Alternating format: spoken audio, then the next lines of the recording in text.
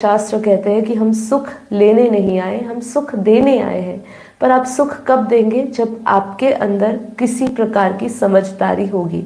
नहीं तो अगर अभी संसार जिस रुख की ओर चल रहा है, जहाँ संसार की हवा बह रही है, उसी तरफ आप अगर बहोगे तो क्या होगा? तो आप कुछ नहीं कर पाओगे संसार के लिए। तो देखिए, एक चीज और मैं आपको बताऊं, जब जब हम तैरते हैं ना, तो जब जिस तरफ पानी बह रहा होता है ना, उस तरफ तैरना आसान होता है। जहां पे उसकी लहरें जिस तरफ आपकी तरफ आ रही है और आप उसके उल्टी और तैर रहे हो ना, तो आपको बहुत मेहनत लगती है, बहुत जोर लगता है ना। तो ऐसा ही ये रास्ता है। जब आप किसी के लिए कल्याण के भाव के बारे में सोचते हो, अपनी इच्छाएं, अपने अपने स्वार्थ के बारे में न सोचते हुए दूसरे के कल्याण की भावना के बारे में सोचते हो, दूसरे के हित के बारे में सोचते हो, तो ये मार्ग आपको कठिन जरूर लगता है। इसमें ऐसे ही प्रतीत होता है जैसे कि हम जो उल्टी लहरें आ रही है, हम उसको चीरते हुए तैरते हुए आगे बढ़ रहे हैं, ठीक है।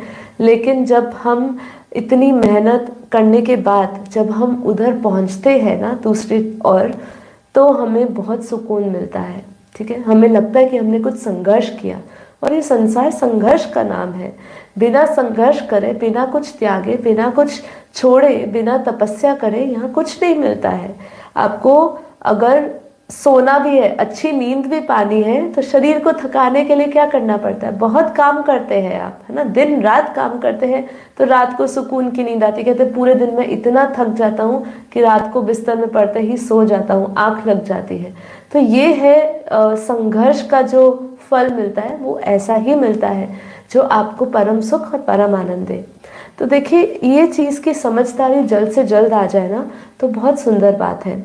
एक बहुत रामायण में एक सुंदर प्रसंग आता है काकभूषणी का। उसमें ऐसा काकभूषणी की जब कथा चल रही होती है, तो उस समय सिर्फ वृद्ध वृद्ध लोग जो होते हैं ना, बूढ़े बूढ़े लोग, वही केवल सुन रहे होते हैं। अभी भी आप देखिए, जब भी हम ज्ञान की बात करते हैं, तो ये ज्ञान किसकी समझ में आता है? कौन सुनना चाहता है? ज्यादातर जो अपना एक एक जो समय है ना, जवानी का या फिर बचपन का, वो काट चुके हैं ज्यादातर, मतलब मेजॉरिटी। ऐसा नहीं है कि दूसरे लोग नहीं सुनते, पर ये समझदारी कब आती है कि हमें इसको सुनना है? मे बी आप रिटायर हो रहे हो, तब आपको समझदारी आ रही है ये सुनने की।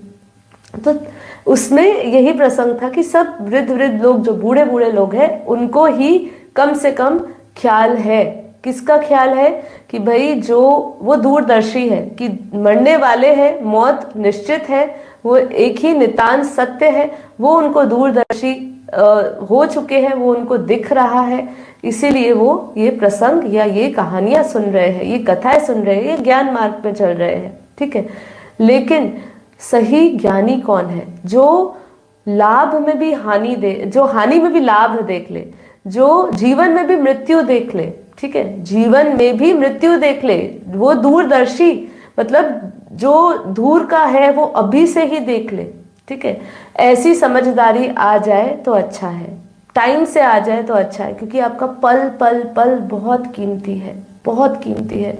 आपको इसका रियलाइजेशन नहीं है, आपका हर एक पल कितना कीमती है।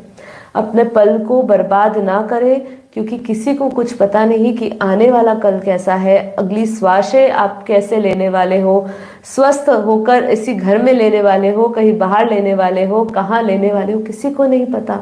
इसलिए इस डीप रियलाइजेशन में उतरिए, ठीक है, तब आपको पता चलेगा कि हमें करना क्या है।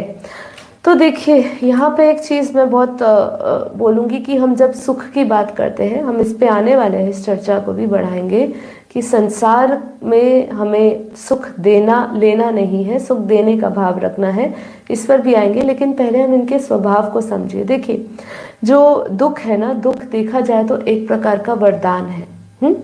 दुख हमें मुक्त करता है। क्या करता है दुख हमें मुक्त करता है। दुख हमें परम सुख की ओर लेकर जाता है। कैसे लेकर जाता है? क्योंकि सुख हमें छोटे छोटे सुखों से जोड़ता है, दुख जो है वो हमें परम सुख से जोड़ता है, ठीक है।